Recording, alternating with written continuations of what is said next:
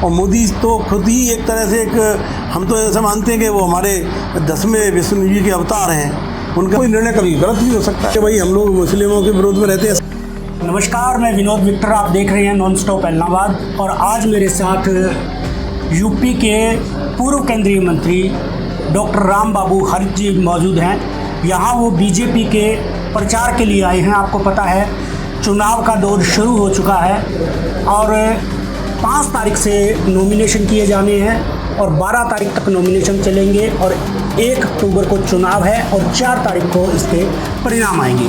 हमारे साथ मौजूद हैं, इनसे बात करेंगे बीजेपी को लेकर क्या तैयारियां हैं, क्या कौन कैंडिडेट होगा, इन सभी विषयों पर बात करेंगे।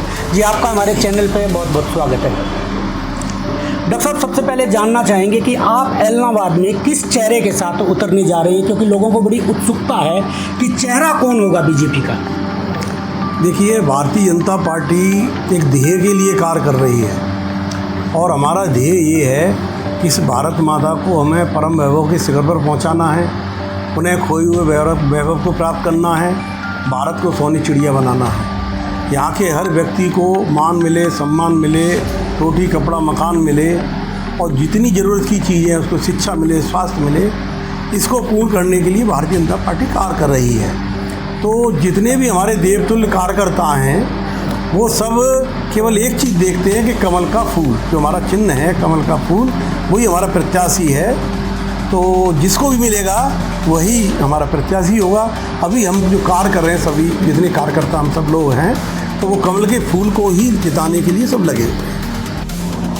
डॉक्टर साहब, मेरा दूसरा सवाल रहेगा कि जिस तरह से हरियाणा के अंदर पिछले दिनों मुख्यमंत्री बदला गया और कहीं ना कहीं ये डर था कि एंटी इनकम्बेंसी से निपटने के लिए ये सब किया गया, और हरियाणा में जो लोकसभा चुनाव हुए उसमें भी 5-5 है, और कहीं ना कहीं लोगों में ये बात है कि कांग्रेस बीजेपी से आगे दिखाई दे रही है। तो इसको निपटने के लिए आपकी क्या प्लानिंग है, क्या रणनीति है? देखिए, ऐसा है कि कौन क्या कहता है उस पर हम नहीं जाते हैं, और विरोधियों का हम विरोध करना होता है वो कर रहे हैं अपना काम। और इस समय जो हमारे नायब सैनी जी, हमारे माननीय मुख्यमंत्री जी हैं, वह भी हमारे कार्यकर्ता हैं। माननीय मनोहर लाल खट्टर जी हमारे कार्यकर्ता थे, और क्योंकि उनको ड्यूटी लगाई गई, भाई केंद्र मतलब पहुँच के केंद्र में ले लिया गया उनको, तो अब ये बन गए हैं। तो ऐसा कुछ नहीं है, सभी कार्यकर्ता हैं, दायित्व होता है, कभी किसी सांसद का है, किसी मुख्यमंत्री का है। और मुझे ऐसा लग रहा है कि सैनी साहब हमारा बहुत अच्छी तरह से काम को और आगे बढ़ा रहे हैं, और उस काम के द्वारा मैं जहाँ गया हूँ, कार्यकर्ताओं से बात हुई है, जनता जनार्दन से ही बात होती है, सब उनके कार्य की भूर प्रशंसा कर रहे हैं कि बहुत अच्छे मुख्यमंत्री के रूप में कार्य कर रहे हैं। कुछ लोगों ने यहाँ तक भी कहा कि साहब हमने उनको टेलीफोन किया तो सीधा फ़ोन मुख्यमंत्री जी ने उठा लिया और हमारी समस्या का निराकरण किया। तो ये सब चलता रहता है, कौन है क्या, इससे मतलब नहीं है। हम सब कार्यकर्ता हैं, पार्टी को हमें आगे लेकर जिताना है सभी को। डॉक्टर साहब, एक बात और पिछले दिनों देखने में आई है कि बीजेपी को बड़ी अनुशासित पार्टी समझा जाता था और जो हाईकमान का आदेश होता था वही माना जाता था, लेकिन पिछले कुछ दिनों से सीएम पद की लेकर भी आवाज़ उठ रही है। जैसे पिछले दिनों वित्त मंत्री जी ने कहा कि भाई मैं भी सीएम बन सकता हूँ, और कुलदीप बिश्नोई जी ने हाल ही में 2 दिन पहले कहा कि मैं भी सीएम की रेस में हूँ। कहीं ना कहीं ये विरोधाभास या एक कोई पार्टी में आपस में रार तो नहीं है?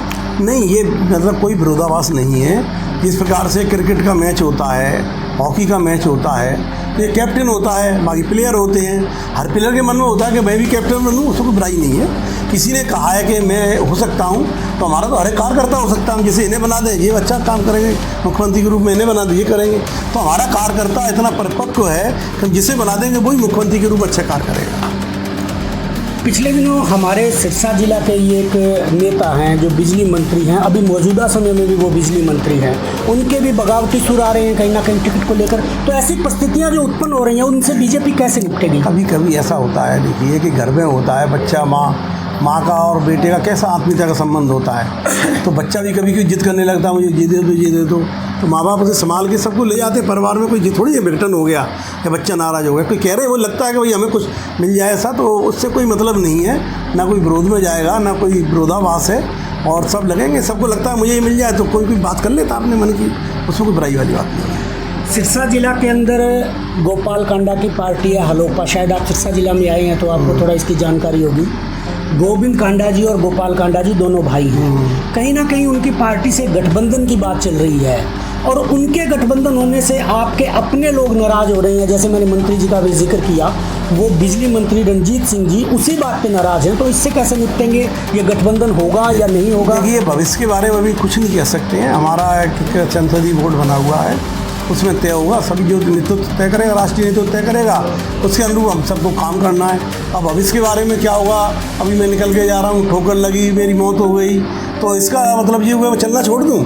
भविष्य के बारे में कुछ नहीं कहा। जो आता जाएगा उसको करते चले जाएंगे। जैसा निर्देश होगा राष्ट्रीय नेतृत्व का प्रदेश में, तो उसके अनुसार हम काम करते चले जाएंगे। हरियाणा में कोई ऐसा बीजेपी का काम जो बीजेपी को लगता हो कि हम अभी नहीं कर पाए और अब दोबारा सरकार उस पर वोट मांगेंगे, दोबारा सरकार आएगी तो वो काम करेंगे, ऐसा कोई काम? देखिए, ऐसा होता है कि जब व्यक्ति जन्म लेता है उसी दिन उसकी मृत्यु भी तय हो जाती है, और जन्म से लेकर मृत्यु तक का जितना उसका समय होता है उसमें सतत प्रक्रिया चलती रहती है। नए काम आते हैं, वो पूर्ण होते हैं, फिर और काम आते हैं, पूर्ण होते हैं। अब जैसे उदाहरण के तौर में सफाई की बात करूँ, तो सफाई व्यवस्था ऐसी है कि रोज़ सफाई की जाती है, रोज़ गंदगी होती है, फिर सफाई की जाती है। तो ये सतत प्रक्रियाएँ चलती रहती हैं। तमाम काम है जो कम रह गए होंगे तो फिर कर देंगे, आगे कर देंगे। ये तो एक सतत प्रक्रिया चलती रही, कभी कोई कार्य पूर्ण नहीं होता है। आपने आज खाना खाया, कल फिर आपको भूख लगी, फिर आपको खाना खाना है, फिर तीसरे दिन खाना है आपको खाना। तो ये सिस्टम पूरा चलता रहता है। बहुत काम है। अभी हमने जैसे कोई चीज़ कोई भी डेवलप की, जैसे कि अब मान लो उसमें कुछ रिपेयरिंग की जरूरत पड़े तो वो काम करना पड़ेगा। तो ये सिस्टम चलता रहता है। तो ये विकास की प्रक्रिया जब तक एक आदमी का जीवन है, इसी प्रकार से ये सिस्टम पूरा चलता रहता है। पार्टी में मनोहर लाल खट्टर जी को मुख्यमंत्री से इसलिए हटाया गया कि एंटी इनकम्बेंसी, कहीं ना कहीं इस चुनाव की कमान भी उन्हीं के हाथों में है। आपको ऐसा नहीं लगता कि उनसे ज़्यादा कुछ आपको नुकसान होगा या कोई और नया चेहरा ही पूरी तरह से होता सामने? देखिए, ऐसा है, मैंने जो कहा ना, हम सब कार्यकर्ता लोग हैं, किसी के नाम से कोई ऐसा नहीं होता है। बाकी ज़रूरत जैसे है कि जैसे अभी मैच की बात मैंने पहले भी फिर कर रहा हूँ मैं, कि किसी को फॉरवर्ड खिला रहे हैं, हमें लगता है हमको नहीं इसको पीछे ले जाओ, वहाँ से हम जल्दी हमारी टीम जीत जाएगी, वहाँ थोड़ा हमारा कमज़ोर पड़ रहा है, कोई कुछ पड़ रहा है। तो इस तरह से वो सिस्टम चलता रहता है। सिस्टम का वो है कि हमें मैच जीतना है। बाकी ना उनका कोई विरोध है ना कुछ है। वो हमारे सम्मानित नेता हैं, हमारे सम्मानित मुख्यमंत्री रहे हैं, और उनका और जितने हम सब लोगों का, सब लोग लगे हुए हैं, सब ना किसी का विरोध है। और देखिए, थोड़ा बहुत तो होता ही है कि भाई आदमी परिपूर्ण तो कोई नहीं है। आदमी जो होता है गलतियों का गुलदस्ता होता है। हर आदमी में कमियां होती हैं, यहाँ तक कि हम लोग भगवान के ऊपर भी तमाम कमियां निकाल देते हैं। तो कमियां होती हैं, तो थोड़ी बहुत, क्योंकि अब मैं 10 बार से 15 बार से कोई पद पर चला आ रहा हूँ, सत्ता के रूप में चला रहा हूँ मंत्री, तो कमियाँ मेरे से भी होती हैं। तो थोड़ी बहुत गुस्सा उस चीज़ की रहती है, नॉर्मल प्रक्रिया है। लेकिन जनता इतनी समझदार है, इतनी परिपक्व हो गई है कि वो जानती है कि भारतीय जनता पार्टी एक ऐसी पार्टी है जिसकी सरकार रहने पर ही गरीबों का भला हो सकता है, उसका मान सम्मान हो सकता है, उनके बच्चों की नौकरियां फ्री में लग सकती है, उनको जो है जो गरीब पछड़े हैं, मतलब कहना चाहिए गरीबी रेखा के नीचे जीवन यापन करने वाले भी है लोग, उनको क्या पॉवर्टी लाइन, उन लोगों को ज़रूरत पड़ने पर अनाज मिल जाता है। यहाँ कोविड आता है, हमने 80 करोड़ लोगों को क्यों व्यवस्था की? हमने 4 करोड़ लोगों के लिए आवासीय योजना प्रधानमंत्री के द्वारा और अपना प्रदेश के द्वारा बना दी है। उज्ज्वला योजना, तमाम सैकड़ों योजना है। यदि योजनाओं को हम गिनने लगे तो कोई व्यक्ति भारतवर्ष के अंदर ऐसा नहीं है जिसे कुछ ना कुछ मिला ना हो। हर व्यक्ति को कुछ ना कुछ लाभ मिला है। वो इसलिए मिला है, जैसे मैंने पूर्व में ही कहा था कि पंडित दीनदयाल उपाध्याय की सोच थी कि हर गरीब व्यक्ति को, जो हमारा सबसे आखिरी सीढ़ी बैठा है, उसके चेहरे पर हमें खुशी लानी है। उसी ध्येय से हिसाब से हम काम कर रहे हैं, हमारी पार्टी काम कर रही है। और हमारी पार्टी में एक संयुक्त अपना सोच होता है, कोई गलती करता है तो दूसरे लोगों से समझने के लिए, उसको ठीक करने के लिए भी बैठे हुए हैं यहाँ पर। अन्य जगह तो ऐसी व्यवस्था होती नहीं है। वहाँ तो एक छत्र राज चल रहा है उनका, उनके प्रभाव का राज चल रहा है। जो एक व्यक्ति ने कह दिया वही सब कुछ हो गया। हमारी पार्टी में लेकिन ऐसा नहीं है। हमारी पार्टी में सबसे सलाह ली जाती है, सबसे मशवरा किया जाता है, सबसे बात की जाती है, उसके अनुसार निर्णय लिए जाते हैं। कभी कभी हो सकता है कि जैसे मैंने कहा ना, आदमी की गलतियों, कोई निर्णय कभी गलत भी हो सकता है। अच्छा निर्णय होने के बाद ही कभी कभी रिजल्ट गलत आ जाते हैं, वो अलग चीज़ है। डॉक्टर साहब, आप यूपी से हैं और यूपी का सवाल नहीं होगा तो इस पूरे इंटरव्यू में दर्शकों के साथ थोड़ी बेईमानी होगी। मैं सोचता हूँ आपसे एक यूपी का भी एक सवाल किया जाए। कहीं ना कहीं आप लोकसभा चुनाव में यूपी में भी आपका प्रदर्शन ज़्यादा बढ़िया नहीं रहा था, उसके क्या कारण थे? अब देखिए, कारण तो तमाम होते हैं, लेकिन वो थोड़ा सा कुछ विरोधियों ने इतना मिसगाइडेड कर दिया लोगों को, संविधान दिखा दिया, कहीं पर जो है आरक्षण की बात कर दी, तो उससे लोग मिसगाइडेड हो गए। तो एक फैक्टर वो रहा, जबकि जितना अनुसूचित समाज के लिए, अनुसूचित जनजातियों के लिए, जितना पिछड़ी जातियों के लिए, जितना गरीब सवर्णों के लिए, जितना अल्पसंख्यकों के लिए काम भारतीय जनता पार्टी ने किया, इससे पहले कभी नहीं हुआ। आप उठा लीजिए कि जितनी लाभ की योजनाएं, लोग कहते हैं कि भाई हम लोग मुस्लिमों के विरोध में रहते हैं, ऐसा नहीं है। उसमें भी मुस्लिमों को कोई ऐसी हमारी योजना नहीं है इसमें लाभ ना मिला हो, अनुसूचित समाज को लाभ ना मिला हो, सबको मिला है। लेकिन कभी कभी कुछ ऐसा होता है ना कि जब जो चलता है, गेम चलता है, उस गेम में कभी कभी हारने वाला व्यक्ति भी बीच में कभी कभी एक आध बार अपना रंग दिखा देता है। तो दोनों जो है इस समय अखिलेश ने उसने इतना मिसगाइडेड कर दिया, उससे थोड़ी कन्फ्यूजन हो गया। बाकी मैं समझता हूँ कि ऐसी कोई बात नहीं है।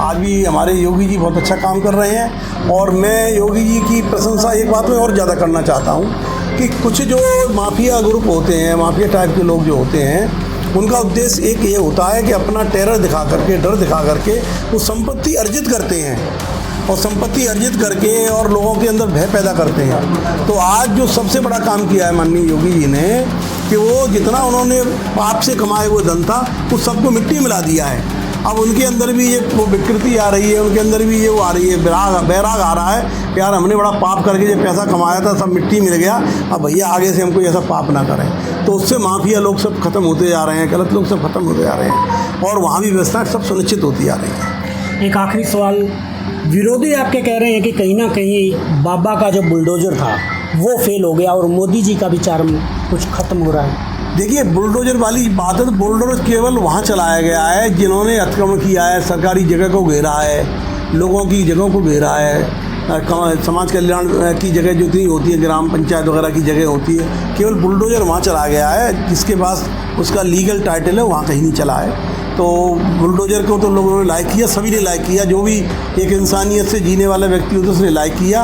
और मोदी तो खुद ही एक तरह से एक, हम तो ऐसा मानते हैं कि वो हमारे 10वें विष्णु जी के अवतार हैं, उनका आगे नहीं है, कोई पीछे नहीं है। बताइए ऐसा प्रधानमंत्री कहीं मिलेगा संसार में जिसे प्रधानमंत्री के होते हुए उनकी माँ से बड़ा कौन होता है बच्चे के लिए, उसको भी उसी तरह जीवन जीना पड़ा जैसा कि नेचुरल वो पहले से जी रही थी।